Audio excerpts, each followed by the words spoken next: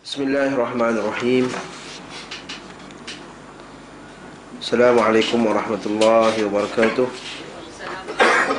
Innal hamdalillah nahmaduhu wa nasta'inuhu wa nastaghfiruhu wa na'udzu billahi min shururi anfusina wa min sayyiati a'malina. Man yahdihillahu fala mudilla lahu wa man yudlilhu fala hadiya lahu. Wa ashhadu an la ilaha illallah wahdahu la syarika lahu. Wa ashhadu anna Muhammadan abduhu wa rasuluh. Ya ayyuhalladzina amanu taqullaha haqqa tuqatih wa la tamutunna illa wa antum muslimun. Ya ayyuhan nasu taqu rabbakumul ladzi khalaqakum min nafsin wahidah wa khalaqa minha zawjaha wa batha minhuma rijalan katsiran wa nisaa'a. واتقوا الله الذي تساءلون به والأرحام إن الله كان عليكم رقيبا يا أيها الذين آمنوا اتقوا الله وقولوا قولا سديدا يصلح لكم أعمالكم ويغفر لكم ذنوبكم ومن يطع الله ورسوله فقد فاز فوزا عظيما أما بعد فإن أصدق الحديث كتاب الله وخير الهدي هدي محمد صلى الله عليه وسلم وشر الأمور محدثاتها وكل محدثة بدعة وكل بدعة ضلالة وكل ضلالة في النار. Sebenarnya kalam ialah kalam Allah Subhanahu wa taala, dan sebaik-baik petunjuk ialah petunjuk Nabi Muhammad sallallahu alaihi wasallam. Dan seburuk-buruk perkara ialah perkara yang kita ada-adakan dalam agama. Yang diada-adakan itu adalah bid'ah. Yang bid'ah itu adalah sesat, dan setiap sesat tempatnya dalam neraka. Alhamdulillah, dapat lagi kita berkumpul pada pagi yang berbahagia ini untuk kita menyambung kitab Sahih Muslim.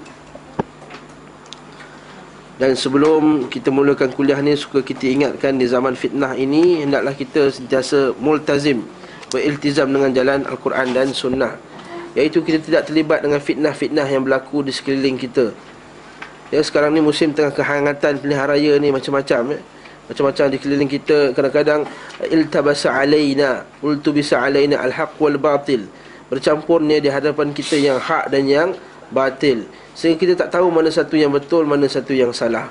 Maka tindakan kita, sikap kita ialah terus beriltizam dengan dalil Al-Quran dan Sunnah.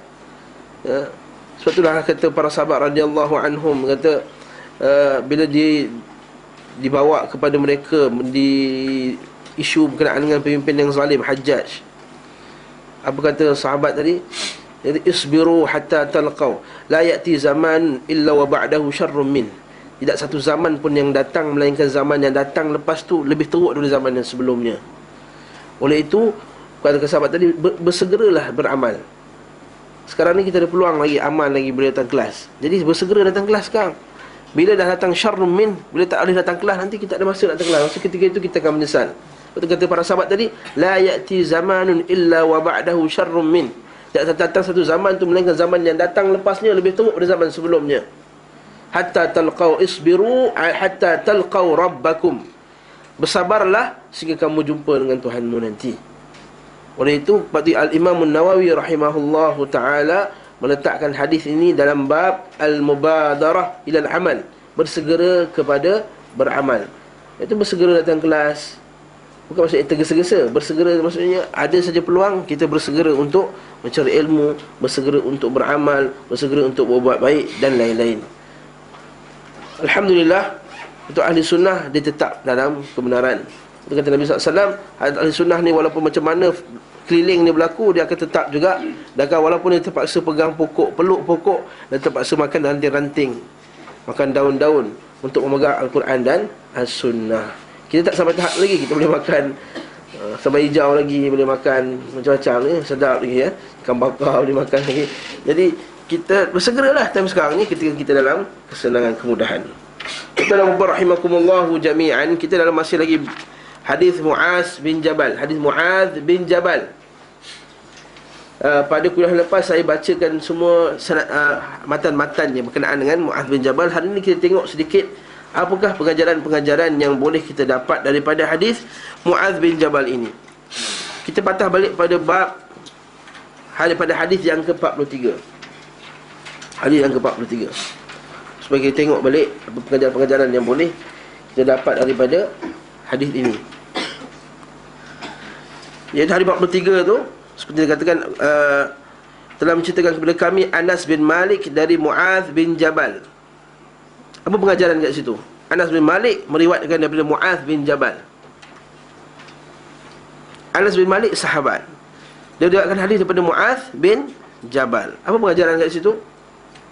Para sahabat radhiyallahu anhum, dia belajar, dia berkongsi ilmu antara satu sama lain. Dan Anas bin Malik, dia junior. Nampak? Bila junior, dia pergi rujuk senior. Ini satu lagi pengajaran.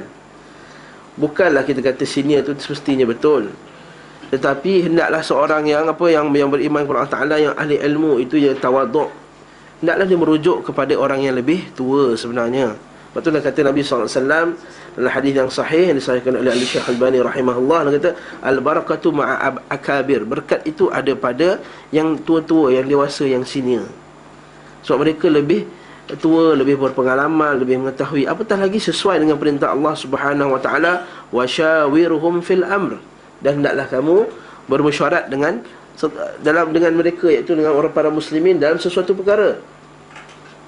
Terjadinya musibah sekarang ni bila anak-anak muda dia tajarrak, dia sendiri yang macam dia nak buat semua, dia ambil idea, kata orang tua ni dah obsolete, dah tua, dah pendapat mereka dah lama, dah lapuk. Sedangkan pada dia tidak ada pengalaman hidup lagi. Lalu dia hanya berdasarkan dia punya tindakan tu berdasarkan apa dia? Semangat dan ilmu. Ilmu ada, semangat ada, tapi tidak ada hikmah. Itu kita kata tidak ada hikmah, kebijaksanaan yang ada pada orang yang lebih tua daripada kita. Ini kita lihat Anas bin Malik merujuk kepada Mu'adh bin Jabal, belajar daripada Mu'adh bin Jabal. Seterusnya, Mu'adh bin Jabal kata, pernah aku dibonceng Nabi SAW dalam satu perjalanan, tidak ada pemisah antara aku dan beliau kecuali pelana haiwan kenderaan. Apa pengajaran kat sini? Yang kita baca dalam matan yang lain, yang hadis 44 ataupun 45, Nabi naik atas himar. Apa pengajaran kat sini? Saya dah sebut dah kuliah lepas bahawa Nabi pun naik himar. Saya sebut pengajaran ni kan. Nabi pun naik himar. Maksudnya Nabi seorang yang tawaduk. Dia tidak kata aku ni Nabi tak boleh naik himar, aku kena naik kuda yang besar, yang hebat sahaja. Jadi pengajaran dekat kita pula, janganlah boleh kita ni kedudukan kita tinggi, kita rasa kita dah hebat, ada datang orang jemput dengan kereta kancil, kita kata kereta kancil dia jemput aku ni Tan Sri tau. Macam tu. Kita jawab balik dekat dia, Nabi pun naik himar. Masa kalau aku bawa himar pun kau kena naik himar kat, contohnya. Itu contohnya lah. Maksudnya itu tawaduk Nabi SAW. Yang kedua, tawaduknya Nabi itu para sahabat tu duduk dekat dengan dia, rapat betul. Setengah orang kan tak boleh sentuh 1 meter jauh kan, tak rapat-rapat sangat. Lepas tu Nabi SAW kata, Syekh Uthaymin, Nabi ni tidak ada bawab. Nabi tidak ada orang kat depan macam pegawai, nak jumpa dia kena jumpa dia dulu. Semua boleh terus jumpa Nabi SAW. Okay? Yang ketiga pengajaran dia iaitu Nabi SAW ni dia bercampur dengan sahabat dia. Ini kita kata sikap seorang Nabi. Dia bukan macam setengah orang, kononnya dah dapat mencapai ilmu taraf makrifat lah, apa makrifat macam-macam ni, hakikat makrifat ni, dia tak campur orang, duduk dalam bilik, duduk atas pokok, duduk dalam gua. Sebab apa tak campur orang? Sebab kami ni apa dia? Dah tahap arif billah, mengenal Allah Ta'ala. Kami tak nak campur dengan manusia. Campur dengan manusia ni menyebabkan kita nanti hati kita kotor. Ini mana datang ni, pengajaran mana ni? Nabi SAW bercampur dengan para sahabat radhiyallahu anhum. Bukankah ada hadis Nabi dalam hadis riwayat Tirmizi? Nabi kata apa? Alladhi yukhalitun nas wa sabara ala adahum khairu min alladhi lam yukhalitun nas wa la yasbir ala adahum. Sesungguhnya orang yang bercampur dengan manusia, dakwah, ajak buat kebaikan, mengajak kepada kebenaran dan bersabar di atas perangai karenah mereka, lebih baik daripada orang yang tidak bercampur dengan manusia dan tidak bersabar dengan karenah manusia. Ini hadis yang sahih, hadis riwayat Tirmizi. Tuan-tuan boleh buka sendiri hadis tersebut. Maka ini dalil bahawa seorang yang beriman kepada Allah Subhanahu Wa Taala, yang nak ikut Nabi sallallahu alaihi wasallam, dia harus bercampur dengan orang. Tapi percampuran ini bukan percampuran dalam maksiat, bukan percampuran meradai perbuatan mereka, bukan percampuran yang menyebabkan agama ini dipermain-mainkan, agama ini diperjudikan. Percampuran ini percampuran untuk berdakwah mereka kepada kebaikan. Ya, bukan campur maksudnya kita nak happy-happy campur dengan semua orang ahli maksiat, kita campur, dia buat maksiat apa kita bercampur. Tidak. Itu percampuran yang diharamkan. Itu Nabi dalam hadis yang lain Nabi kata, iaitu idza sami'tum ayatillah, iaitu dalam Quran, yukfaru biha wa yustahza'u biha fala taq'udu ma'ahum hatta yakhudhu fi haditsin ghairi. Bila kamu duduk dengan satu majlis, kamu dapati majlis tersebut Allah Taala itu atau agama ini diyustahza', dipermainkan, wa yukfar, dikufurkan, diingkari agama tersebut, fala taq'udu ma'ahum, jangan kamu duduk bersama mereka hatta yakhudhu fi haditsin ghairi, sehingga mereka pergi ke tempat, duduk ke tempat lain, sehingga mereka berhenti daripada perkataan mereka. Afwan ya akhi, boleh duduk sini tak? Tu perempuan tu, nanti kan dia nak masuk susah. Ya, itu pengajaran yang seterusnya. Waktu Nabi SAW bercampur dengan masyarakat. Yang keempat pengajaran ni ialah kelebihan Anas bin Malik radhiyallahu anhu. Apa kelebihan Anas bin Malik yang kita pernah dengar sebelum ni?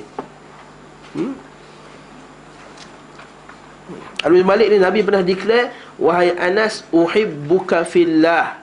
Wahai Anas, aku cinta kamu kerana Allah. Wah, maksudnya dapat cop. Oh, Nabi sayang dia.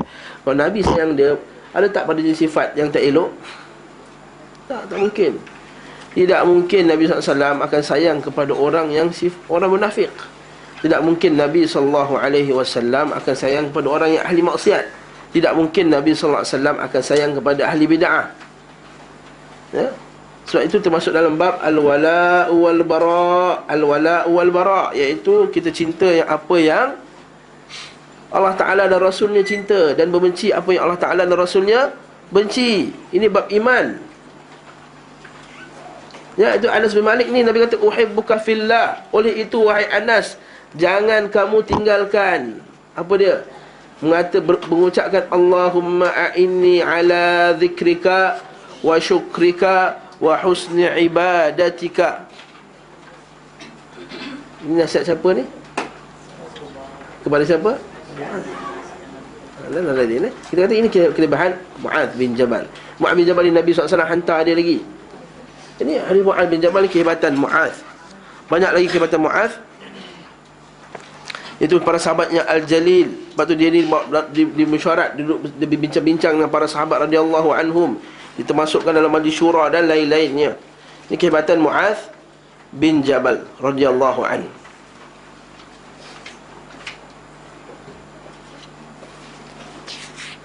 Seterusnya apa pengajaran dia? Rasulullah SAW panggil, wahai Mu'adz bin Jabal. Lagi situ ada pengajaran. Dalam satu perjalanan, di dalam musafir, Nabi musafir dengan Mu'adz bin Jabal. Ini ulama mengisyaratkan kepada bahawa afdal, bagus kita bermusafir dengan para alim. Sebab bila kita musafir dengan para alim ni, banyak benda yang kita dapat. Ini pengalaman saya sendiri lah. Bila kita musafir dengan alim, ada je benda-benda yang kita tak tahu. Seperti bila ada fiqhun nawazil, benda-benda yang mendatang kan. Contohnya bila kita tengok al-musibah berlaku, dia ada ajar apa dia punya doa dia, hadis dia. Dalam keadaan yang susah nak solat macam mana, solat jamak, kasar. Saya tak pernah faham solat jamak dan kasar sehingga saya bersafir dengan satu syekh ni, Syekh Abdullah Al-Qarni. Saya tak pernah faham. Baca teori je masa saya belajar tu, tak pernah faham. Faham pun begitu-gitu je.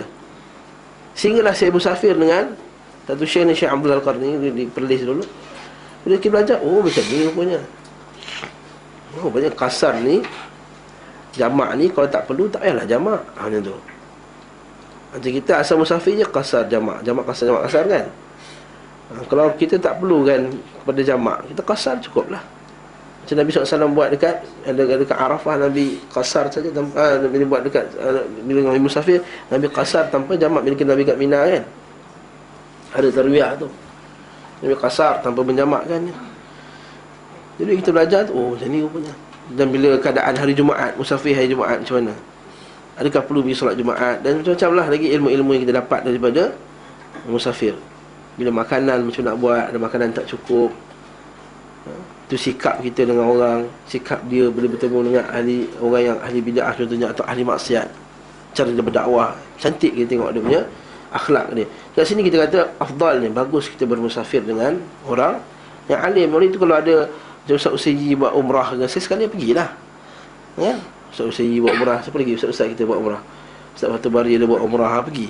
Kan kita belajar macam mana sikap mereka terhadap akhlak mereka, sikap mereka dan juga perbuatan mereka ketika musafir. Ini bagus. Sebab tu kita tengok Muaz bin Jabal, lepas tu para sahabat radhiyallahu anhum berebut-rebut nak musafir dengan Nabi.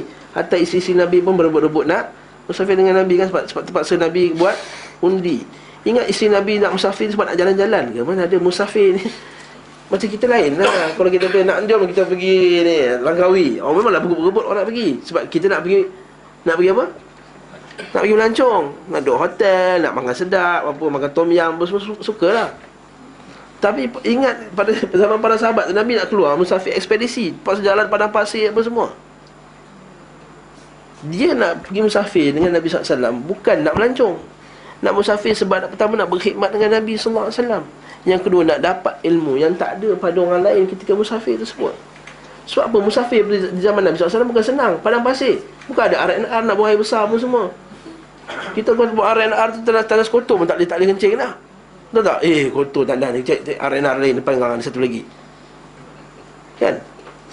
Itu kita. Para sahabat isteri Nabi itu dia musafir untuk mendapat ilmu.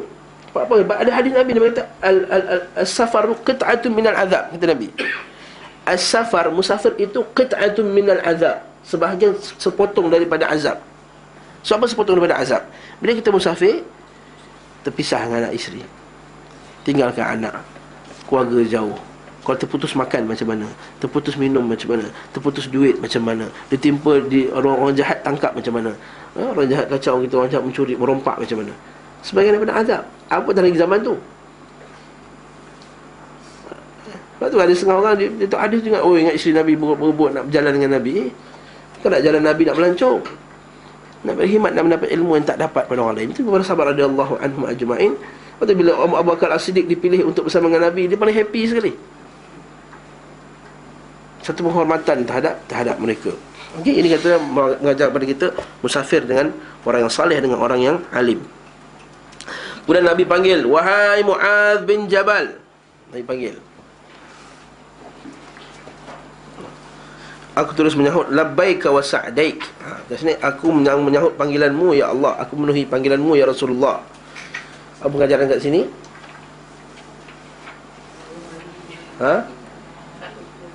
Apa yang panggil menyahut. Itu dia ni dah 3 kali dia panggil, kita pun tension, kata adalah sini. Ini marah dia pula. Tak, itu ajar tu, kita ajar anak kita menyahut. Ya mak, saya mak. Tu labbaik wa sa'daik, satulah. Pengajaran kedua, para sahabat radhiyallahu ni adab Nabi, para sahabat radhiyallahu anhum. Kalau kita baca hadis ni 3 kali Nabi panggil kan. Panggil sudah panggil, diam pula tu. Kan? Dah panggil, wahai Muaz. Ya Rasulullah. Terdiam. Sampai 3 kali. Kita baca hadis sampai 3 kali Nabi meneruskan perjalanan. Kemudian Nabi panggil lagi, wahai Muaz bin Jabal, aku menyahut, aku memenuhi panggilanmu ya Rasulullah. Dan Nabi meneruskan perjalanan lagi.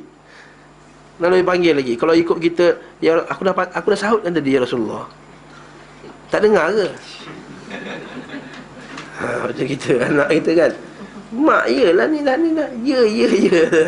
Asal panggil banyak-banyak kali ni? Pleasure, tension kita. Okey? Itu macam itulah. Jadi kita kata ini para sahabat radhiyallahu anhum adab dengan Nabi. Walaupun 3 kali, saya rasa kalau 10 kali pun dia akan jawab jawapan yang sama. Kerana hormatnya mereka terhadap Rasulullah sallallahu alaihi wasallam. Kat sini kita bawa pada adab bahawa para sahabat ni, hormat mereka kepada sahabat radhiyallahu pada Nabi sallallahu alaihi wasallam ialah penghormatan yang paling hebat sekali lah. Sebab mereka faham bahawa Nabi ni bukan macam manusia biasa, bukan macam bapak dia, bukan macam mak dia, bukan macam isteri dia, bukan macam orang lain. Lepas tu Nabi ni kedudukannya tinggi daripada manusia, rendah daripada Allah Subhanahu Wa Taala.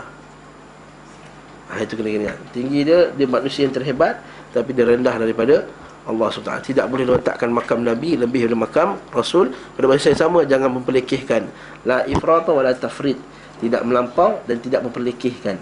Ahli sunnah wal jamaah dalam sikap mereka terhadap Nabi ialah bersederhana, iaitu ikut macam mana para sahabat radhiyallahu anhum hormat Nabi.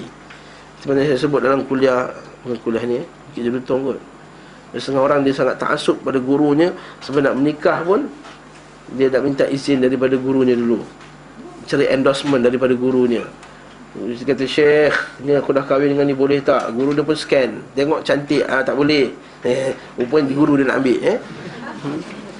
Itu dia. Jadi kat situ setengah-setengah tarikat macam tu lah. Sedangkan para sahabat radhiyallahu anhu kan, ada sahabat yang kahwin dengan janda tu, siapa nama dia? Sahabat yang kahwin dengan janda tu, cuma tak ingat lah. Bila kahwin dengan Nabi, kata, bukan belum kahwin? Ya, dah kahwin. Kenapa kamu kahwin dengan janda, tak kahwin dengan anak dara? Menunjukkan apa? Dia pun kahwin dengan, dah kahwin sebelum dapat endorse daripada Nabi. Maksudnya para sahabat faham. Kalau ikut kan, para sahabat ni tak hormat Rasul ni, guru kita. Nampak? Tapi para sahabat faham, guru bukan macam guru tarikat tu. Guru tarikat semua kan, nak beli rumah, bawa habis semua. Kata, sapu dulu.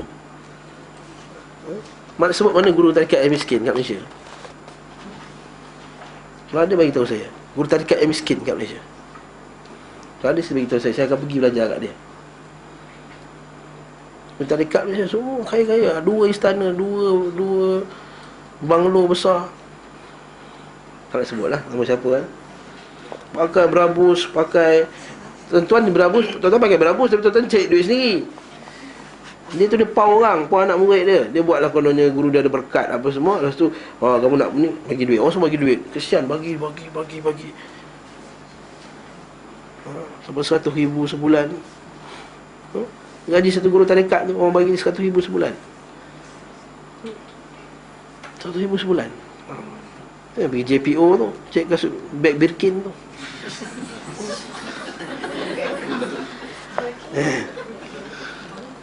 Tak ada cerita lain itu mengumpat lah ya.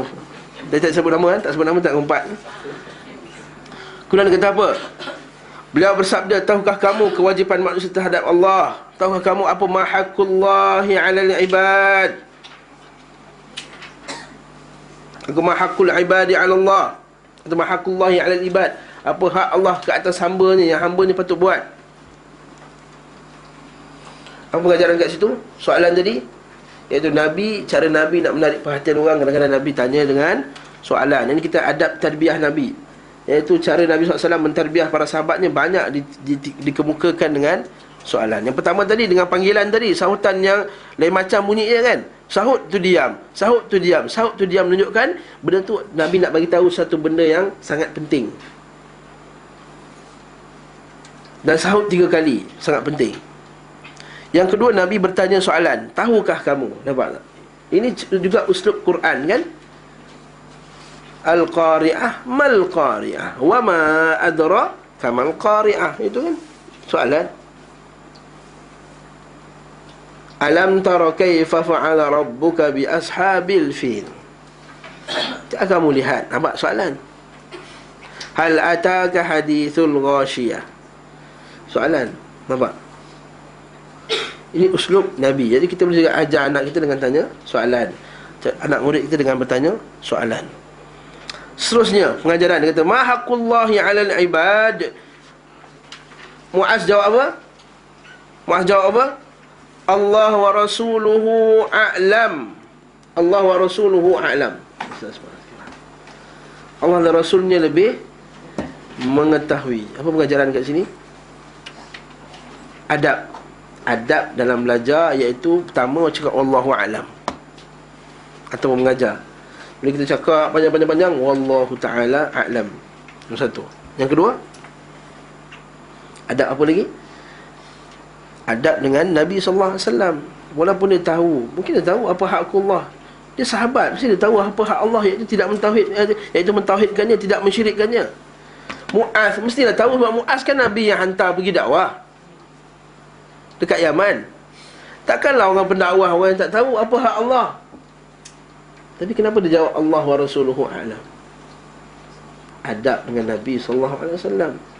Kenapa? Mungkin dia nak tahu, mungkin ada benda yang something new yang Nabi SAW nak beritahu kepada para sahabat. Oleh itu para sahabat diam. Betul, Pak Mu'az bin Jabal dia diam dulu. Mungkin ada something Allah lebih mengetahui, Allah Rasulnya lebih mengetahui. Ini adab para sahabat radhiyallahu anhum. Bukan kita dah tahu dah Rasulullah. Jawapannya dah lama Rasulullah mula-mula masuk Islam dah belajar dah. Kan? Macam tu. Ya, belajar dengan Nabi. Berapa tahun belajar dengan Nabi? Dan Muaz ketika dia hantar tu zaman bila? Dah jauh, dah dekat, dah nak hampir Nabi SAW wafat dah. Kan Nabi kata kamu tak sempat jumpa aku. Memang Muaz sampai Nabi dah wafat. Ni kita kata dah lama dah belajar. Bayangkan berapa tahun dengan Nabi. Muaz bin Jabal masuk Islam tahun berapa? Katakanlah 5 tahun, 6 tahun, 7 tahun. 6 tahun, 7 tahun dengan Nabi. Banyaklah belajar tu. Tapi akhlak dia, adab dengan Nabi SAW, dia kata Allah wa rasuluhu a'lam. Seterusnya, beliau bersabda, Nabi SAW bersabda, iaitu kamu anta'buduhu wa la tusyriku bihi syai'a. Kamu menyembahnya dan jangan mensyirikkan. An ya'budullah wa la yusyriku bihi syai'a. Menyembahnya dan tidak mensyirikkannya dengan sesuatu pun. Inilah kemuncak poin daripada hadis ini diletakkan dalam bab ini. Ya, kita kan dalam Kitabul Iman, bab iman, iaitu apakah hak Allah, iaitu kita menyembahnya dan tidak mensyirikkannya dengan sesuatu apapun. An ya'buduh, menyembahnya maksudnya mentauhidkannya. Menyembahnya ialah dengan maksud mentauhidkannya, ya'buduh. Okey. Menyembah dan tidak mensyirikkannya dengan sesuatu apapun. Ini adalah kemuncak akidah Islam. Kalau ini dilanggar, tak usahlah pergi dengan belajar dengan orang tu, tak usah pergi dengan dia, tak usah bercampur dengan dia.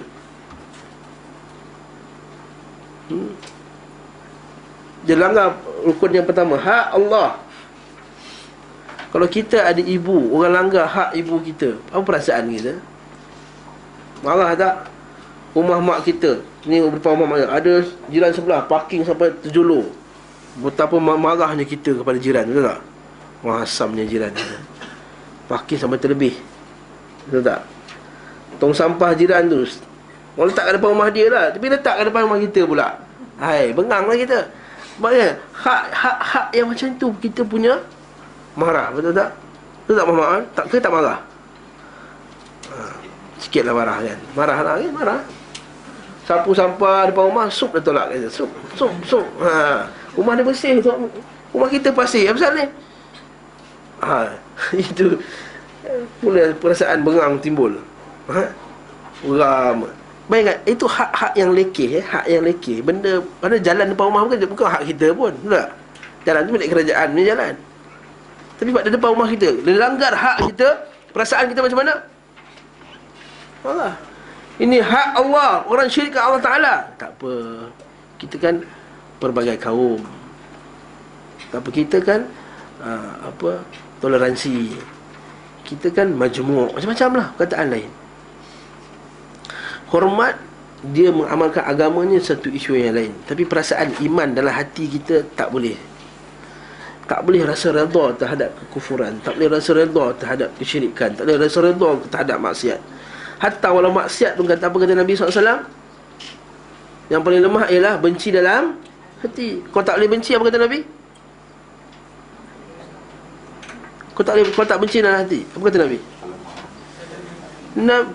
Benci dalam hati itu selemah-lemah iman. Kalau tak ada benci, betul Nabi kata apa? Kalau kamu tak benci, walaisa wara'a dzalika habbatu khardalin minal iman. Kalau kamu tak benci, tidak ada di belakangnya, iaitu tidak ada dalam iman dan hatinya walaupun sebesar zarah iman. Nampak tu? Itu maksiat, tuan-tuan. Belum lagi akidah, belum lagi isu-isu yang lain. Jadi at least dalam hati kau kata tak boleh nak cakap, tak boleh nak tegur, dalam hati ni kena benci dengan syirik.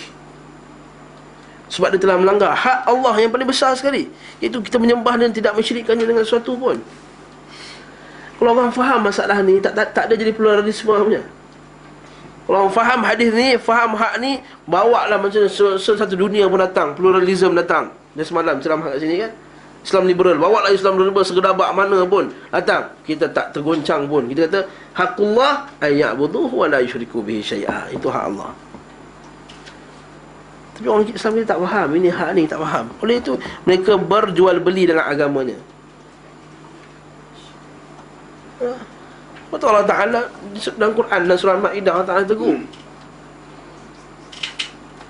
Allah Ta'ala tegur, fahkum bainahum bima anzalallah wa la tattabi' ahwa'ahum. Hukumlah dengan apa yang telah Allah Ta'ala hukumkan ke atas kamu. Jangan ikut hawa nafsu mereka. Jangan ikut hawa nafsu mereka. Likullin ja'alna minkum syir'atan wa minhaja. Setiap bangsa, setiap kaum tu Allah Ta'ala telah jadikan bagi mereka syariat mereka dan manhaj mereka masing-masing. Kita manhaj Nabi, syariat yang dibawa oleh Nabi. Walau sya'allahu la ja'alakum ummatan wahidah. Kalau Allah Ta'ala nak jadikan kamu ni satu umat. Walakin liyabluwakum fima atakum. Jadi Allah Ta'ala nak uji kamu, wahai manusia. Betul, Allah Ta'ala bagi ada letakkan Islam liberal. Allah Ta'ala hantar. Kenapa Allah Ta'ala hantar benda ni semua? Hantar komunisme, hantar sosialisme, hantar Islam liberal, hantar lagi macam-macam pemikiran yang merosakkan. Sebab apa? Liyabluwakum fima atakum. Allah Ta'ala nak uji atas apa yang Allah Ta'ala bagi kat kamu. Ni hadis sahih Muslim ni. Nak uji kamu, kamu nak ikut ke tak Al-Quran dengan hadis Nabi SAW. Betul, Allah Ta'ala kata walau sya'allah la ja'alakum ummatan wahidah. Kalau Allah nak, Allah akan jadikan kamu ni satu umat, tak ada bergaduh semua. Tapi Allah Ta'ala nak uji kamu, liyabluwakum fima atakum fastabiqul khairat. Cepat-cepatlah buat kebaikan. Ilallahi marji'ukum jami'ah. Kepada Allah Ta'ala kamu semua akan kembali. Betul, Allah Ta'ala sebut dalam Quran, orang yang bangsa Yahudi yashtaruna bi ayatillahi thamanan qalilan. Mereka menjual ayat-ayat Allah dengan harga yang murah. Apa maksud harga yang murah? Iaitu dia nakkan dunia ditukarkan dengan Quran, dengan sunnah, dengan keimanan ini. Ya? Itu ini terjadi pada masyarakat kita. Dia menjual agama, kan? Hadis Nabi hadis yang sahih, ada Sahih Muslim, kita akan jumpa juga. Dia berkata fitnah tu akan melanda manusia. Kita apa, badiru bil a'mali fitanan. Cepat-cepat beramal, dan takut akan fitnah. Kaqit'i lailil mudlim, seperti malam yang gelap. Dia gelap tusuk, melusuk. Iaitu paginya beriman, petangnya kufur. Kalau petang kufur, pagi dia beriman. Dia menjual agamanya dengan, maksudnya menjual agamanya dengan dunia. Menjual agama dengan dunia. Sekarang kita jual, kita buat bagian. Macam Ustaz semalam kata, dia bagian agama ni untuk dapatkan kepentingan dunia. Itu dia offer ketua padri jadi menteri lah, apalah macam-macam semua. Untuk apa? Untuk kemenangan tadi. Cukup saya tu, panas ni. Jadi tuan pilihlah. Kalau tuan-tuan orang yang memilih lah. Pilihlah jika anda termasuk orang yang memilih. Sebab saya tak termasuk orang yang memilih. Wallahu a'lam. Sangat setuju. Jangan tanya lebih. Tanya ustaz lain. Apa kata lagi? An ya'buduhu wa la yusyriku bihi syai'a. Sebab itulah kita kata yang paling tinggi ialah menyembah Allah dan tidak mensyirikkannya. Kita kata yang paling tinggi iman ni apa? Yang paling tinggi iman ialah, iman ni kan ada banyak cabang. Al-iman bid'un wa sab'una syu'bah. Iman tu 73 lebih cabang. 70 lebih cabang. Yang paling tinggi ialah la ilaha illallah. Itu maksudnya. Sebab itulah kita kata, apakah amalan yang terbaik dalam dunia ni? Betul? Apa amalan terbaik dalam dunia? Mentauhidkan Allah. Apa dosa paling besar dalam dunia ni? Mensyirikkan Allah. Itu kalau faham tu, alhamdulillah, InsyaAllah faham, selamat. Sebab orang kata, apa dosa paling besar? Tak buat hukum hudud. Apa dosa paling besar? Korupsi. Apa dosa paling besar? Liwat. Apa dosa paling besar? Tak lupa yang paling besar tu apalah? Syirik. Kemudian apa lagi jawapan dia? Apa lagi soalan dia? Kemudian Nabi pun meneruskan perjalanan. Satu lagi, haqqullah, yes. Haqqullah. Bila kata haqqullah tadi dengar Bila kata haqqullahi 'alal ibad, hak Allah ke atas hamba-Nya, adakah Allah Ta'ala bila hamba-Nya tak sembah dia, Allah Ta'ala tak dapat haknya? Tak. Ini hak ini ialah hak. Dia kata bukannya hak, kita kata maksudnya kalau Allah Ta'ala tidak disembah, maksudnya kita terganggu. Macam kita tadi kan, orang tadi parking depan rumah kita, hak kita diambil. Menyebabkan kita rasa kita kurang, betul tak? Kita ada kecacatan pada kita, ada kekurangan pada kita, betul tak? Nak keluar rumah tak boleh, nak kena panggil dia pula tidur dalam rumah, tekan loceng tak keluar, bertambah tension lagi kita. Contohnya kan. Jadi bila kata hak kita diambil, menyebabkan kita rasa kurang. Tapi bila kata hak Allah, ialah hamba-Nya menyembahnya. Adakah bila hamba dia tak sembahnya, Allah Ta'ala berkurang pada dia punya kekuasaannya? Itu tidak. Itu iman kita kena faham. Tidak, tak bertambah, tak berkurang pun dengan ma uridu minhum min rizqin wa ma uridu an yut'imun innallaha huwar razzaqu dzul quwwatil matin. Allah Ta'ala sebut dalam Quran, kata ada surah Dhariyat, wa ma khalaqtul jinna wal insa illa liya'budun. Aku tak cipta hamba-Ku melainkan untuk sembah. Aku tak cipta jin dan manusia melainkan untuk menyembah Aku. Tapi apa Allah Ta'ala sambung kat belakang tu? Ma uridu minhum min rizqin wa ma uridu minhum an yut'imun. Aku tak nak kamu makan, bagi aku makan ke, tak bagi rezeki, tak. Innallaha huwar razzaq dzul quwwatil matin. Allah Ta'ala bagi rezeki dan Dialah Maha Perkasa. Maksudnya Allah Ta'ala tak perlukan. Apatah lagi kita baca hadis Nabi kan, hadis 40 tu, law kana awwaluhum wa akhiruhum wa insuhum wa jinnuhum ala atqa qalbi rajulin wahidin. Kalau semula manusia yang paling awal hingga yang akhir di kalangan jin dan manusia, semuanya bertakwa macam takwa orang yang paling bertakwa dalam dunia ni, apa kata Allah Ta'ala? Ma zada fi mulki syai'a. Apa kata Nabi? Tak bertambah pun pada kerajaan Allah. Kalau semua dah min awal, walau kana awwaluhum wa akhiruhum wa insuhum wa jinnuhum ala afjari qalbi rajulin wahidin. Kalau semua ni bila manusia yang awal hingga yang akhir, semua dalam hati yang paling jahat, semua dalam dunia ni manusia paling jahat, ma naqasa min mulkihi syai'a, tidak berkurang pun pada kerajaan Allah Subhanahu wa Ta'ala. Jadi kena ingat, hak Allah ni maksudnya bukan hak maksudnya Allah Ta'ala tak dapat, maksudnya Allah Ta'ala dia berkurang, lemah. Bukan macam kerajaan sekarang ataupun raja-raja, bila rakyat dia tak ikut dia jadi lemah. Betul tak? Itu poin dia. Kemudian Nabi SAW stop lagi, berjalan lagi, kena tanya pula, apa pula hak kewajipan Allah, hak manusia ke atas Allah? Maksudnya apa yang manusia boleh tuntut daripada Allah Subhanahu wa Ta'ala? Apa kata Nabi? Alla yu'adziba man la yushriku bihi syai'a, iaitu Allah Ta'ala tidak akan mengazab atau tidak mengazab orang yang tidak mensyirikkan Allah dengan sesuatu pun. Itu hak kita. Bila kita dah tauhidkan Allah, Allah Ta'ala tak boleh nak, bukan tak boleh nak, tak boleh, Allah Ta'ala tak azab kita. Itu dia. Tapi kena ingat juga, bila kita hak kita terhadap Allah, bukannya maksudnya Allah Ta'ala kena bagi, wajib ke atas dia. Faham tak? Sebab macam kita kata, hak saya, mau on ambil pen saya, itu hak saya tu. Mr. On mesti kena bagi saya punya pen, balik hak saya. Maksudnya Cik On ni dia terpaksa, betul tak? Terpaksa untuk memberi kepada saya pen saya balik. Jadi sekarang Mr. On terpaksa, betul tak? Dia terpaksa. Kita tidak maksa Allah Ta'ala, tak boleh. Bahkan Allah Ta'ala bagi syurga kat kita sebab kita tak syirik adalah kerana rahmat dia. Bukan sebab macam kata kita, Allah bagi hak aku ni, tak bagi hang salah. Bukan. Itu Allah Ta'ala bagi tu atas rahmat Allah Subhanahu wa Ta'ala. Apa dalilnya? Kita baca ayat Quran. Kita buka ayat Quran surah Sabah ayat 22.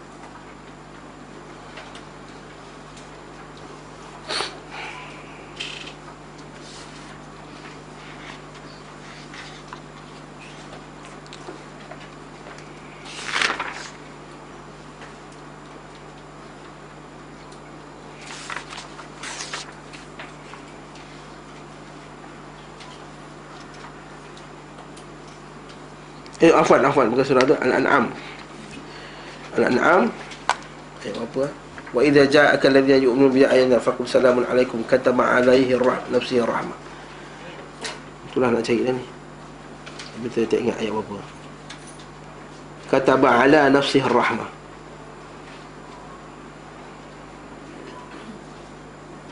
Supaya kita boleh tulis kataba ala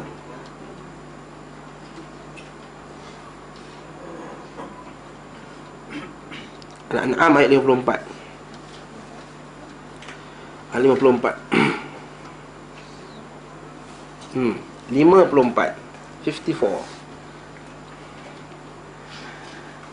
Ayat ni dalil bahawa kita katakan Allah Ta'ala masuk syurga apa semua ni kerana rahmat dia. Okay? Dan bukan diwajibkan ke atas dia. Sebenarnya yang Allah Ta'ala kalau diwajibkan ke atas diri dia, yes. Tapi hamba tak boleh wajibkan ke atas dia. Allah Ta'ala boleh wajibkan ke atas diri dia. Kita tak boleh wajibkan ke atas Allah SWT. Apa kata dia ayat 24 ni? Wa idza ja'aka alladhina yu'minuna bi ayatina.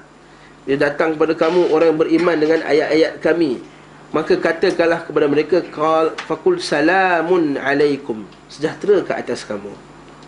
Maksudnya kalau orang datang nak beriman dengan kita, beriman dengan Islam, kita sambut dia dengan kataan yang baik, salamun alaikum, sejahtera ke atas kamu.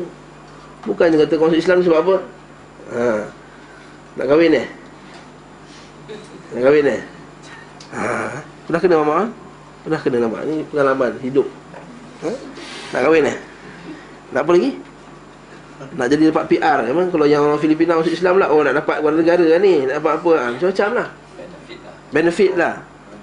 Perempuan Cina dapat ni lah, hak bumi putera. Tak dapat pun. Still lagi Cina masuk universiti pun susah kan. Kita Muslim Chan masuk universiti pun susah lagi. Sebab dia akhirnya kena belajar kat Indonesia. Okay? Masih lagi tak dapat pun. Tapi tak apalah, itu istilah politik. Tapi kita kena adab kita. Faqul salamun alaikum, alhamdulillah, salam, peluk dia, sahut dia dengan baik. Apa kata Allah Ta'ala sambung? Kataba rabbukum ala nafsihi rahmah. Allah Ta'ala telah mewajibkan ke atas diri dia rahmat. Rahmah. Maksudnya apa yang Allah Ta'ala wajibkan, apa yang diwajibkan atas diri dia, kita tak boleh wajibkan. Itu wajib kata Allah, kata sekian-sekian. Itu kurang adab. Kurang adab kata Allah. Wajib kata Allah Ta'ala untuk memberi kita syurga. Itu kurang adab. Kata dulu, saya belajar dulu, sebenarnya ahli kalam ni kata wajib kata Allah sekian, wajib kata Allah buat sekian, wajib kata ini kurang adab dengan Allah Subhanahu wa taala. Apa dia? Apa yang Allah Ta'ala telah tuliskan, apa yang Allah Ta'ala telah wajibkan ke atas diri dia, bahawa sesungguhnya man amila aminkum su'an bijahalatin, bahawa sesiapa saja yang melakukan kesalahan kerana kejahilan,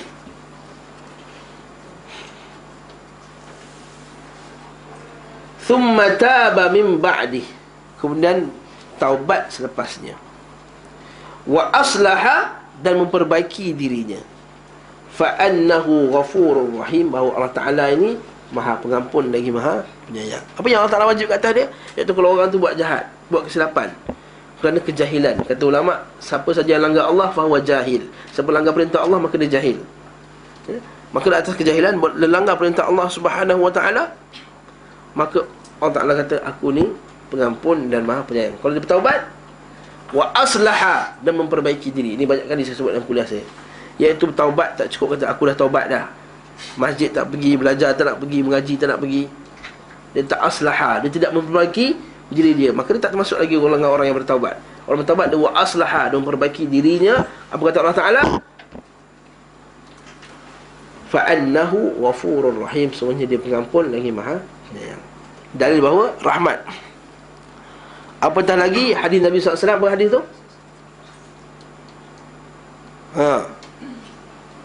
Tidak ada pun seseorang laisa, dia berkata lam yadkhul ahadukum minkum aljannata bi'amalihi, tidak akan masuk syurga seorang kamu ke dalam, tidak akan masuk seorang kamu ke dalam syurga dengan amalannya. Hatta anta ya Rasulullah, kata Aisyah, hatta engkau wahai Rasulullah. Kata Nabi SAW, na'am, illa an yataghammadi Allah birahmah, maka Allah Ta'ala telah meliputi aku dengan kerahmatan, iaitu Allah Ta'ala masukkan Nabi SAW kerana amalannya, kerana rahmat. Jadi masuk syurga kerana rahmat, bukan kerana amalan.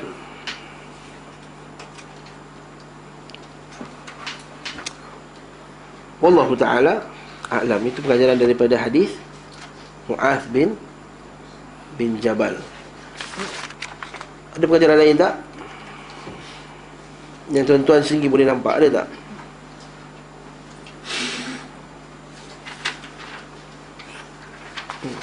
Dan ada hujung sekali. Kan last sekali hadis yang 45 tu,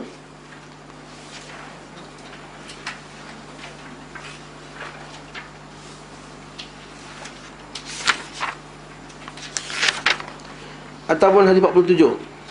Sorry, hadis 47. Ini hadis masih lagi dari hadis Mu'adh bin Jabal. Saya skip hadis 46. Hadis 46 kita akan bincangkan kalau sempat hari ni. Hadis 47 kan Mu'adh kata apa? Boleh tak aku beritahu ya Rasulullah kepada orang lain? Afala ubashirun nas? Boleh tak aku bagi tahu orang lain? Boleh tak aku dakwah kepada orang lain bahawa siapa mengucap la ilaha illallah ni masuk, atau kita kata masuk la ilaha illallah ni masuk syurga? Allah Ta'ala haram ke atasnya neraka. Dia kata tidak, jangan. Maka manusia semua akan bermalas-malas dalam beramal. Manusia bermalas-malas dalam beramal. Habis itu tak boleh bagi tahu hadis Nabi. Boleh tengok keadaan seseorang tu. Jadi insya-Allah kita akan bincangkan dalam lebih panjang dalam hadis 46. Mari kita baca hadis 46 sekarang, ada masa lagi. Panjang kan hadis ni? Okey. Haddatsani Zuhair bin Harb. Telah menceritakan kepada kami Zuhair bin Harb. Haddatsana Umar bin Yunus Al-Hanafi. Telah menceritakan kepada kami Umar bin Yunus Al-Hanafi. Haddatsana Ikrimah bin Ammar. Telah menceritakan kepada kami Ikrimah bin Ammar. Qala haddatsani Abu Katsir. Telah menceritakan kepada aku Abu Katsir. Qala haddatsani Abu Hurairah. Telah menceritakan kepada aku Abu Hurairah. Sekarang ni hadis ni siapa yang riwayatkan? Abu Hurairah. Mana sahabat yang riwayatkan ni adalah Abu Hurairah. Dia kata apa? Kunna qu'udan haula Rasulillah sallallahu alaihi wasallam ma'ana Abu Bakrin wa Umaru fi nafarin. Dalam sebuah peperangan.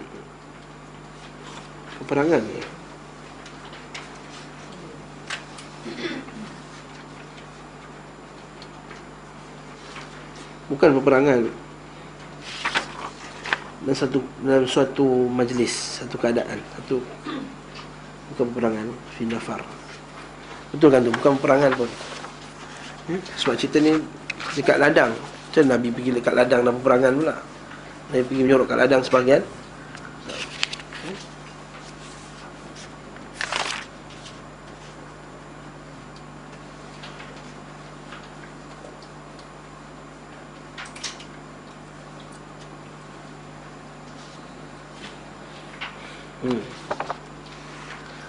Ya, bukan peperangan.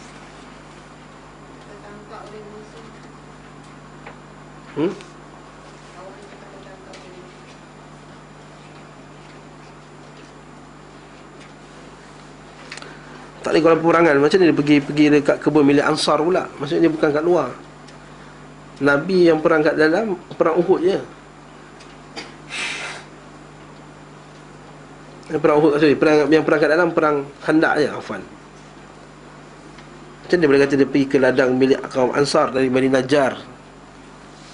Maksudnya wallahu a'lam, fi nafar. Bukan, tak ada hadis tidak menzahirkan mana dia pergi perang. Okey, nah, tak pergi sambung. Dan dia kata apa? Pada kami ada Abu Bakar dan Umar. Dia kata apa? Faqama Rasulullah sallallahu alaihi wasallam min baini adhhuri. Lalu Rasulullah SAW bangun, bangkit dan terlambat untuk kembali kepada kami. Fa abta'a alaina. Fa'abta'a alaina, bahasa Arab dia. Abta'a bati', lambat. Wa khashina an yuqtata' dunana, maka kami risau, takut Nabi ni kena tertangkap ke, kena tangkap musuh ke, atau bertimpa musibah. Tiba diam je kan. Macam kita lah, kita anak kita kata, mak nak pergi mandi sungai, tengok lama tak boleh balik. Atau pergi kedai, kedai tu sekejap je, depan belakang tu kan, dan itu belakang rumah je, tengok dah setengah jam tak sampai, 1 jam tak sampai. Timbullah perasaan risau, ditangkap oleh orang ke, kena apa ke, betul tak, aksiden ke, jatuh. Macam juga para sahabat radhiyallahu anhum, ya, sebab dia sayang kat Nabi.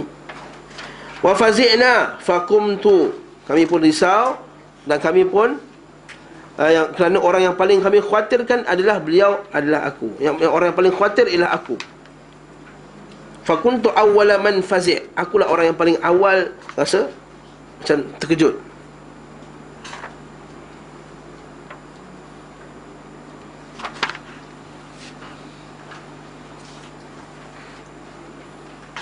Jadi terjemahan tu betul sikit ya.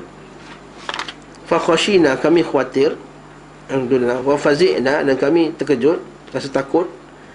Faqumtu, maka faqumna, maka kami suruh bangun. Faquntu awwala man fazi', akulah antara orang yang pertama sekali rasa takut timbul tu, ya. Jadi bukannya aku paling khawatir ya. Tak, Abu Bakar dengan Umar tak khawatir Nabi. Betul ke ayat tu? Itu terjemahan tu. Bukan kami sangat khawatir, kami semua takut lah. Khawatir, takut lah. Dan yang paling awal sedar perasaan, timbul perasaan takut tadi adalah aku. Betul kan tu? Yang antara yang awal timbul perasaan takut tu adalah aku. Yang macam kita kan kadang, yang kita kan suami kita kan, dah setengah jam tak balik, biasalah tu, dia pergi kedai, main kat taman tu, dia tak rasa, timbul rasa takut, contohnya. Jadi timbul rasa takut mula-mula ialah Abu Hurairah. Sebab sayang dia, kalau kita tanpa sayang, kadang-kadang sekejap dah risau dah. Kan macam zaman bercinta tu, lambat hantar SMS dia marah kat aku ke? Asal hari ni tak reply phone pun, lambat SMS, dia marah kat I ke? Macam tu lah. Tu macam isteri kita lah kan, kita hantar SMS 3-4 malam, dia tak jawab. Ini mesti ada mengajuk malam tadi, apa hal ni? Macam tu lah. Mari kita risau kan, mari kita cepat. Ada orang lambat dunia. Mula-mula kahwin macam tu lah, lama-lama satu hari tak SMS, tak ada masalah. Itu macam tu lah. Tapi para sahabat ni, dengan cinta ni para sahabat, sentiasa pada Rasulullah SAW, sentiasa membara. Itu kita kata, sekejap pun dia rasa risau. Okey, faham dah tu hisab tu. Kenapa jadi?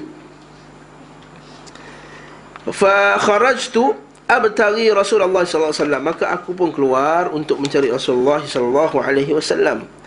Hatta ataitu ha'itan, sehingga aku sampai ke satu dinding. Ha'it, Ha'itanil Ansar li Bani Najjar, sampai ke sebuah kebun. Dan ha'it tu dinding, ha'it li Bani Najjar. Ha'it tu sebenarnya boleh juga ladang, boleh juga li'annahu ha'id la saqfalah. Boleh kata ladang, boleh jugalah ladang. Maka aku pun mengitarinya dengan harapan dapat masuk dari sebuah pintu masuk. Maksudnya ladang tu ada pagar. Pernah pergi umrah kan? Pernah masuk ladang kurma tak? Kan ada dinding kat luar tu, dinding daripada tanah tu dia buat kan, ada pintu masuk dia. Maka dia pun pusing mana pintu nak masuk ladang ni. Jadi kita bincang, boleh tak masuk ladang orang suka hati? Ni masuk ni, kau ladang dia ni. Lalu apa? Namun aku tidak mendapati, tengok tak ada pintu masuk yang boleh masuk. Dan ternyata ada sebuah aliran sungai dari luar kebun yang masuk dari sebuah pojok kebun. Maksudnya apa? Rabi', fa idza rabi'un yadkhulu fi jawfi ha'id. Ada satu macam lubang. Kan bila ada sungai, takkan nak tutup sungai tu. Jadi melalui sungai tu, macam kita longkang lah, kita pagar kan. Sekolah tu kan ada budak-budak selalu fly tu. Tak pernah masuk asrama. Amiruddin sekolah asrama dulu kan? Tak tahulah macam mana nak fly. Terus sekolah asrama, tak tahulah fly kan. Bila fly tu biasanya, tahu fly tak? Ni baik ni Lain asrama kan sekolah. Sekolah kan ada longkang besar. Kat longkang tu mana boleh dia buat pagar. Jadi budak-budak nak keluar, dia ikut bawah longkang tu. Cikgu asrama hati-hati. Boleh buat depan ni. Dia buat ikut longkang macam tu lah juga. Ini ada anak sungai lalu dekat ladang. Jadi ada lubang untuk orang masuk dalam air tu lalu. Jadi Abu Hurairah ni buat macam tu lah. Lebih kurang lah cerita dia. Lebih kurang lah cerita dia nak bagi faham. Apa jadi? Fahtafaztu kama yahtafiz sa'lab. Masya Allah. Maka pun berusaha masuk sebagaimana seekor musang berusaha masuk sebuah lubang. Kan musang kena masuk, sup, mula kepala masuk, terpunggung dekat luar kan. Masuk, sup, dia masuk. Itulah susah nak masuk. Maksudnya kecil lah lubang tadi. Kama tahfaz sa'lab. Fadakhaltu ala Rasulillah sallallahu alaihi wasallam. Maka aku pun jumpa dengan Rasulullah sallallahu alaihi wasallam. Nabi berseru, Abu Hurairah. Abu Hurairah ke tu? Maksudnya apa? Kita bincang ni, Nabi SAW macam tu pun Nabi kenal para sahabat. Nabi kenal para sahabatnya. Hatta tapak kaki dia, cara berjalan pun dia tahu siapa yang datang. Belum masuk rumah lagi, kat luar Nabi dah tahu dah. Itu kita kata macam kita kan, kawan-kawan kita kadang-kadang dengar start jalan Malaysia, pss, pss, pss. Ini kawan kita ni Bob ni, badan dia besar sikit tu, dia jalan Malaysia tu. Ada jalan pelupul-pelupul laju. Ini mesti Mat ni memang badan dia fit sikit. Maksudnya dia kenal para sahabat radhiyallahu anhum. Macam kita anak kita juga kan. Dah tahu dah cara berjalan, cara ini, style. Kau tahu ini mesti Kak Long yang sepah kan ni, style dia. Dah tahu dah. Ini kepada para sahabat radhiyallahu anhum. Nabi ni kenal sahabat dia dengan begitu mendalam sekali. Dia sayang para sahabatnya. Kalau tu dia nampak Abu Hurairah ke tu? Dah tahu dah. Abu Hurairah ke? Sebab apa Nabi rasa kesan? Sebab kita tengok Abu Hurairah yang paling kuat ikut Nabi SAW kan. Dia semua dia follow Nabi sampai malam-malam. Dia kata Abu Hurairah ke malam tu? Ya, aku lah semua. Nak gelak ada orang follow Nabi. Nabi pun siapa yang gelak-gelak ni? Abu Hurairah ke? Akhirnya apa jadi? Ya Rasulullah. Dia kata, na'am ya Rasulullah. Faqul, na'am ya Rasulullah. Ya Rasulullah. Qala ma sya'nuk? Apa hal engkau? Kenapa? Apa tujuan engkau? Ma sya'nuk? Ada apa? Kata Nabi, ya kenapa masuk-masuk dalam ladang orang apa semua ni? Lebih kurang lah. Dia kata, tanya beliau, apa kata Abu Hurairah? Faqultu kunta baina adhurina. Kamu dengan kita orang tadi. Faqumtu, dan kamu pergi keluar. Fa'abta alaina. Dan kamu lambat balik kembali kepada kami. Faqashina an tuqta dunana fafazi'na. Dan kami pun risau ada apa-apa berlaku pada engkau ya Rasulullah. Fafazi'na, dan kami takut. Fakuntu awwala man faza'. Maka akulah orang antara yang pertama sekali rasa takut tadi. Fa'ataitu hadzal ha'id. Maka aku datanglah ladang ini. Fahtafaztu kama yahtafiz as-sa'lab.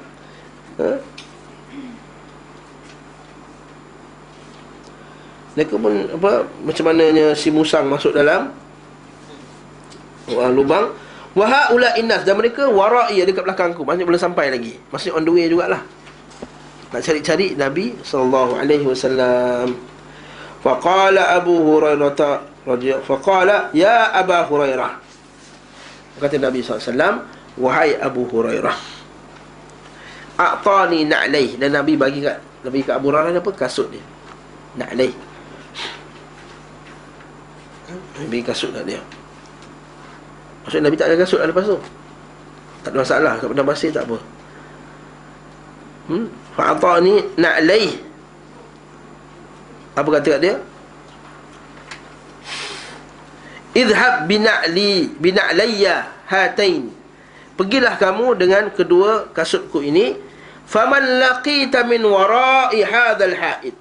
Siapa yang kamu jumpa di sebalik atau di luar daripada kebun ini, yashhadu, dan mengucap la ilaha illallah. Mengucap la ilaha illallah mustayqinan biha qalbu, dan keadaan hatinya yakin dengan kalimah tersebut.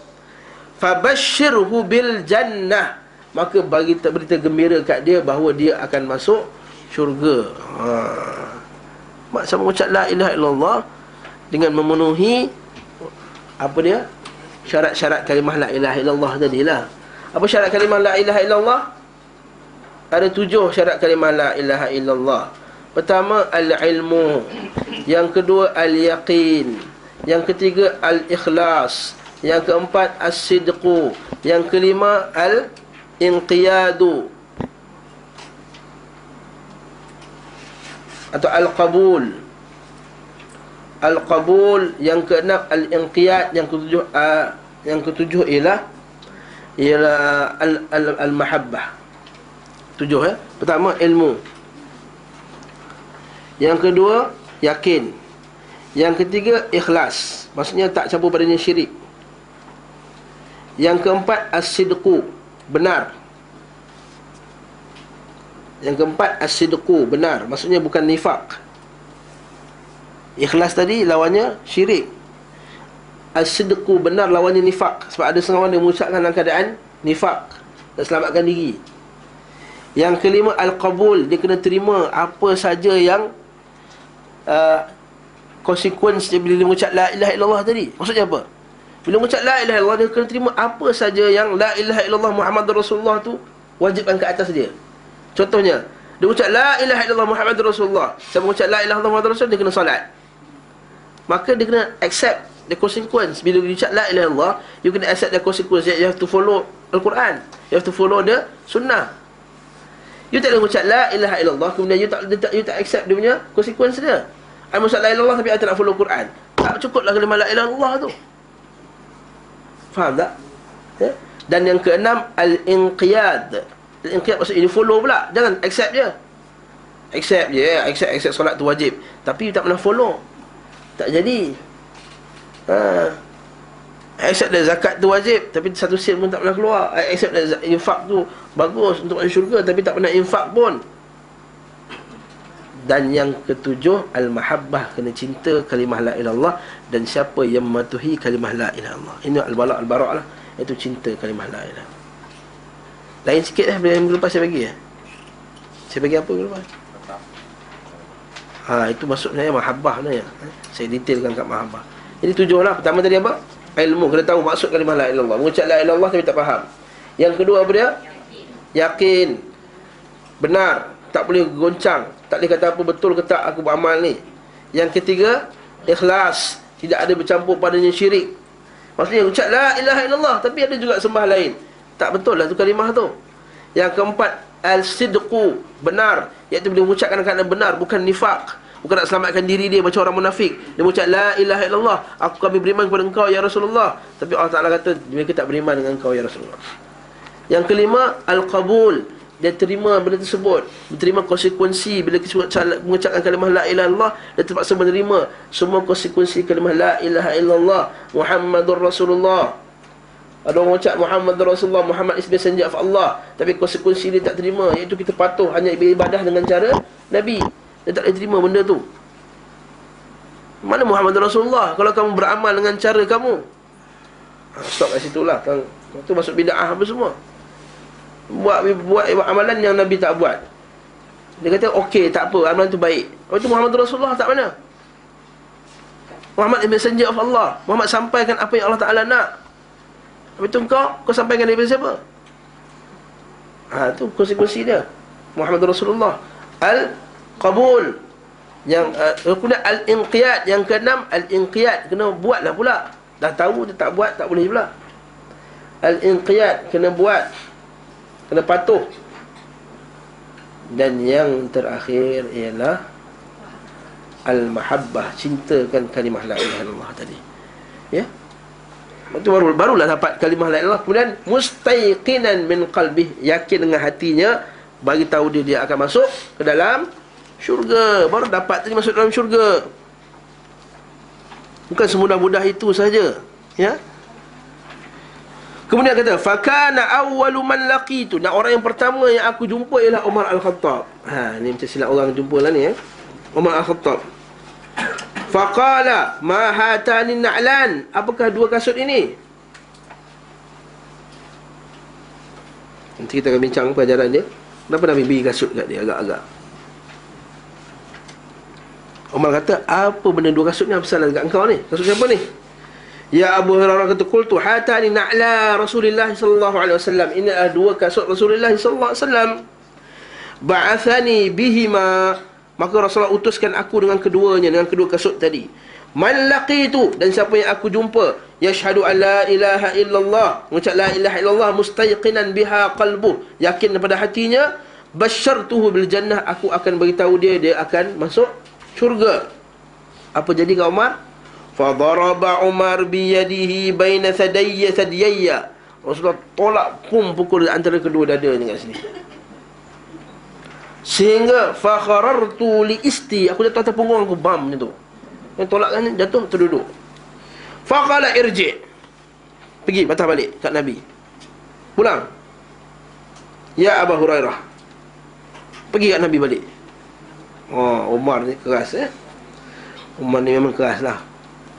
Tapi Umar ni keras-keras, dia keras dalam masalah pentadbiran, masalah agama. Dia benda lain tak keras. Anak dia masalah yang paling lembut sekali, yang paling kuat menangis. Kalau kita baca kitab Al-Zahabi, Al-Imam Al-Zahabi rahimahullah, Syarul A'lam An-Nubala, dikatakan Umar Al-Khattab ni, dia punya ni ada hitam kat sini kerana banyaknya menangis pada waktu malam.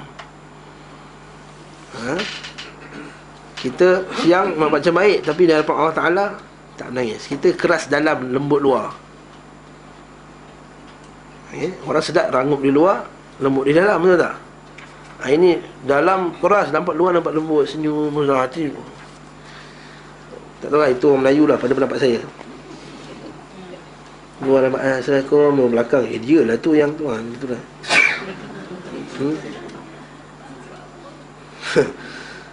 Raja'tu ila Rasulullah sallallahu alaihi wasallam fa ajhashtu bukaan, maka aku menangis, kata. Menangis. Wa rakibani Umar, dan Umar ikut aku, follow di belakang. Fa idza huwa ala athari.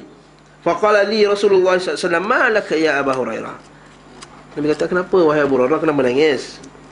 Fa qultu laqitu Umar fa akhbartuhu billadhi ba'athani bih fa daraba baina thadiyya darbatan kharatu al-isti. Aku jumpa Umar Al-Khattab, aku bawa benda yang kau suruh aku bawa, lalu Umar pukul aku kat dada sehingga aku jatuh kat atas punggung aku. Fa qala, dia beritahu detail cerita tu. Nanti kita akan buat pengajaran kat situ pula. Bila orang mengkhabarkan, bila nak minta fatwa, kena khabarkan habis-habis.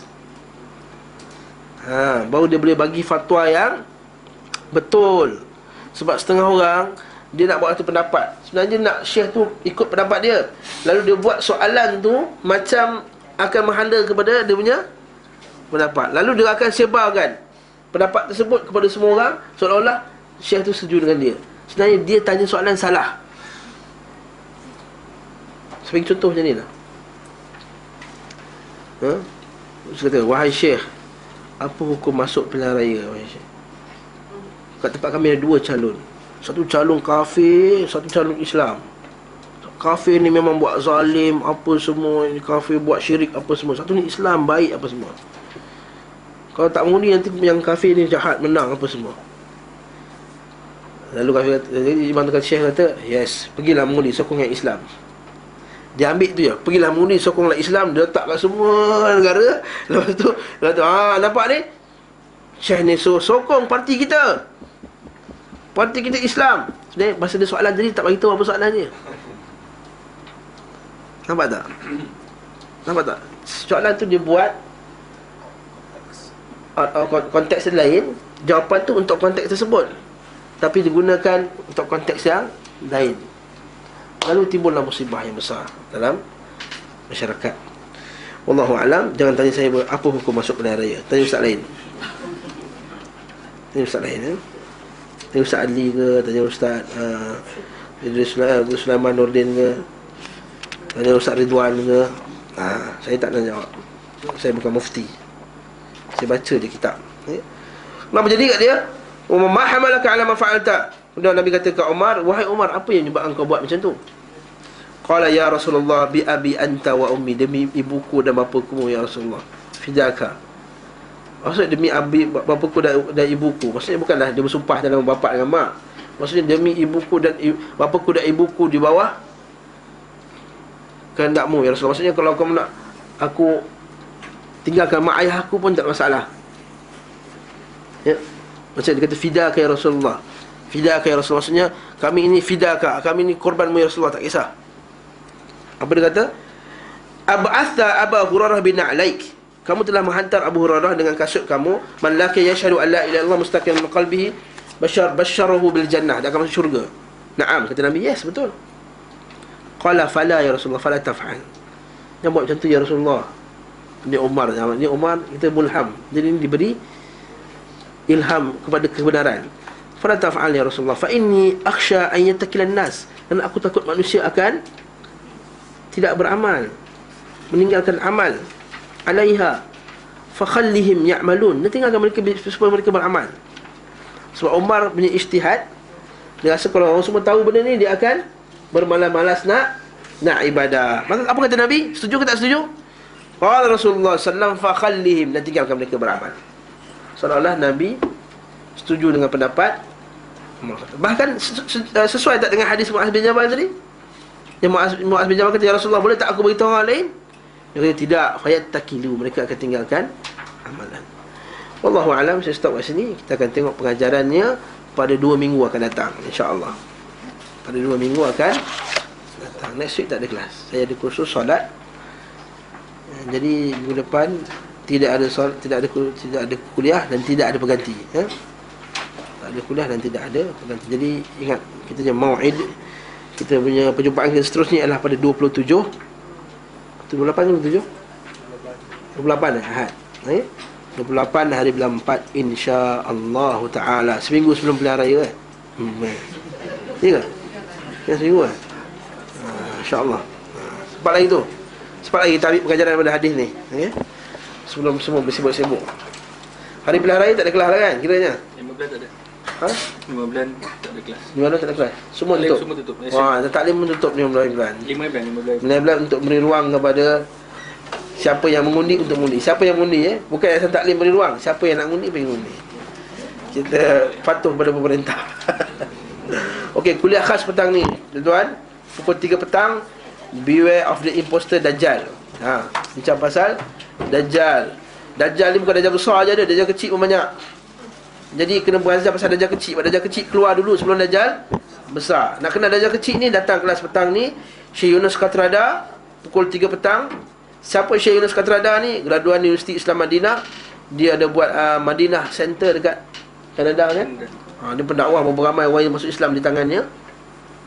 Dan sekarang ni mengajar di sekolah At-Tamimi International School dekat Subang Jaya. Dia seorang pendakwah yang bagus, yang mantap, ilmu banyak-banyak, dan cara dia bercakap pun bagus, terang. Cuma dah bahasa Inggeris lah. Siapa minat bahasa Inggeris boleh datang petang ni pukul 3 petang. 3 petang, insya-Allah taala. Wallahu taala alam bisawab.